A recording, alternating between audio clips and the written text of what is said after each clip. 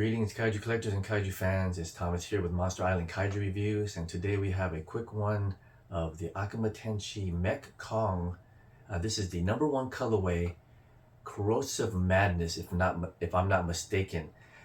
This one is the first one, as I said, and I know there's a bunch of them that's already been made, but this is a particular figure that I've been wanting, just never had the chance, and I was able to pick this one up for a good price, and it is very cool looking.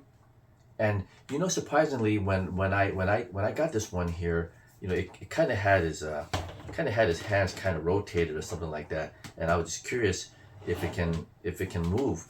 This is one of the few Akametenshi one that actually has quite a bit of posability. I mean, usually there's very limited mobility or articulation, but this one, the feet swivels, the legs can, they can swivel and go back and forth. The arms, the wrist has some rotation. The palms and hands, not the palms, but the hands can rotate. So it adds quite a bit. I mean, I would imagine he can actually probably lift up something, and to show his strength. And that's about it with the articulation. The head does not turn, but these things are basically like sculptures. I would not think they're definitely not considered toys, but this one borderlines on sculpture, and it actually had some articulation. I mean, you can even it seems like his waist can turn a little bit too, so that adds some additional value to this expensive figure. But off the top of my head, this guy looks quite awesome. He does have a corrosive look to it, like he's like rusting. He has some like a rust effect around. He's got this little I don't know what you call it. It's not like drool, but it's like brown coming down. It's like from just liquid or something. It's really neat. In the picture, I wasn't sure if I was gonna like it. I just said, oh man, this guy's just brown and dull. But in actuality, he looks very cool. It looks like he's been around for a while. He's been through some scraps, although he doesn't really have any battle damage. But he just looks like he's just been out in the elements for a while. Very cool colorway. And so it looks like he was possibly just a blank blue, and then they did all the paint work on it. This guy came in a standard big bag, and this is the classic Akametenshi header card. It's got the three fish on there. I want to say that they're koi, but it might not. So let's put this down here. And I think that's about it. I mean, with pretty much all the Akametenshi releases, they've all been done extremely well. And some of you guys might not know what this company is, but the guy designs a lot of these figures, and they are definitely premium figures. And if I'm not mistaken, I think the prices have even gone up a little bit more. So that, I don't know if that's going to price some people out of it. I know for me, I'm going to be extremely selective from now on. Just can't keep picking up all these pieces, even though I think they're so cool. There's so many other actual other figures that he's done that I have not got or picked up. It's just hard, and they're expensive, but they look so awesome. I keep wishing that the price will actually go down, but I don't think it's gonna happen. It's not gonna happen, folks. I've wished that they would go down, so that way maybe more folks can actually pick up one of these. This takes a serious chunk out of my wallet every time I get one, but it is a beauty, and I think we'll go ahead and take this guy outside while I can. I know the weather is kind of iffy today, but I'm gonna bring him out anyway. This guy is not too bulky, so I could definitely bring this guy out. So let's do that right now. I'll bring a few figures out there for some comparisons, just for convenience, and we'll be back.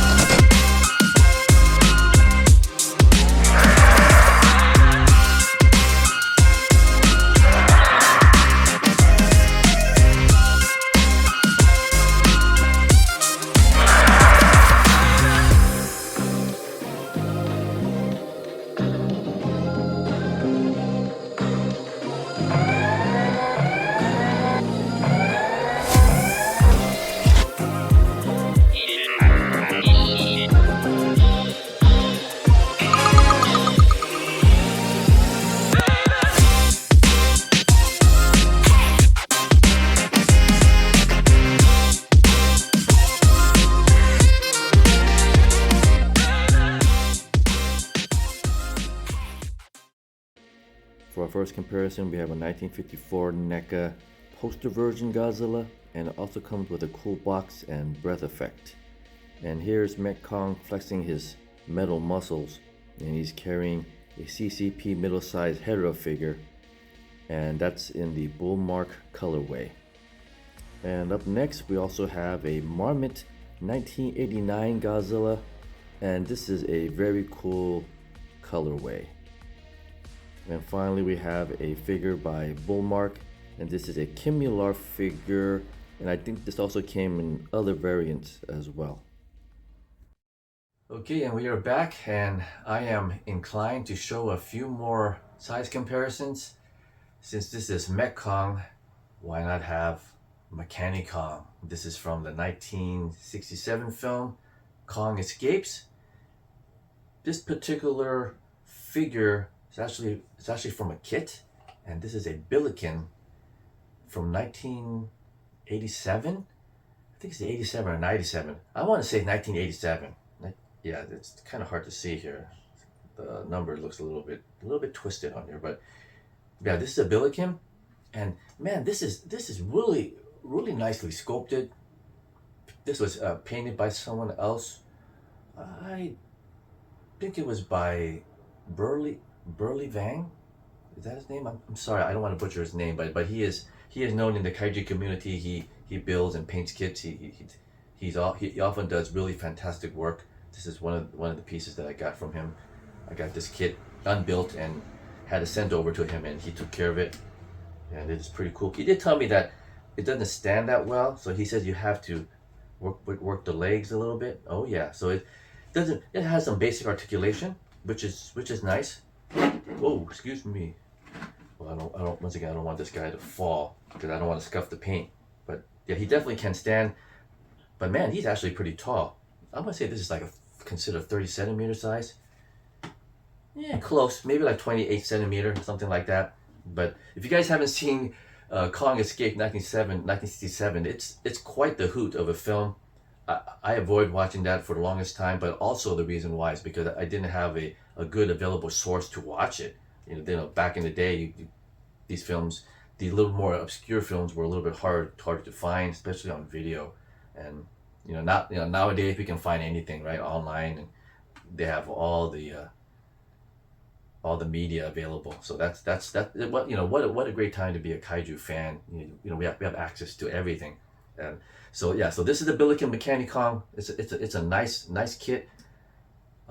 These two in front here are by YMSF. This is the Chrome Hedorah, and this is the Chrome Mechanicong. And this one has the bomb belt. This one does not have the bomb belt. I think there was an option to have the bomb belt. I think there was maybe two versions, but this is like the basic standard one. Still very cool. This one here is the 2021 Kong from Godzilla vs. King Kong. Is that right? Yeah, Godzilla vs. King Kong. And this is the Rick light up. I actually have batteries in my little box here, so you can see he's got a little light up on the axe. That's the only difference between this and the standard. Not a big deal, but I gotta tell you, it does add something to this figure. It just adds a little oomph, a little extra life. And I do have the 2021 Godzilla. That's also the Rick. That one has the light up spines, dorsal plates. But where is he? He's like up there. I don't want to get him now, but I just wanted to show you the various Kongs together. These two would make probably a very cool, Kong Brothers of Destruction. I want to say that they're be pretty awesome tag team. So let's go ahead and shut this off. And I think that is basically it for this quick review. You guys hopefully got a pretty good look from the video of how cool this figure is. He's got all these little rivets and bolts around. He's got these little pointy things on the side of his head. I don't know if they're antennas or drills. And I'm figuring he's got these missiles that could shoot out of his chest. I mean, he almost reminds me of like a Juggernaut from Marvel Comics. I mean, he just looks so strong. It's like a Colossus or something. Definitely strong. I don't know if you noticed in the back he had these little vents, these little circle with lines on the back. It's like it ports out some exhaust. So this is definitely a mechanical beast, but very powerful. I think he also got little missiles that could come out of his mouth. It kind of gives he has little circles in there. It looks like he shoots missiles. I'm sure his eyes could light up. Now, I don't know if you guys noticed that his eyes had these little swirls. So I don't know if he has the ability to disorientate his opponents or fellow kaiju or monsters. You know, just like this guy has something like that. You know, he made he made Kong dizzy, right? That was kind of hilarious. So, you know, I think that is it for this quick review. Hopefully, you guys thought this guy was pretty neat too. You know, feel free to comment. I love to see the comments. I think that is it.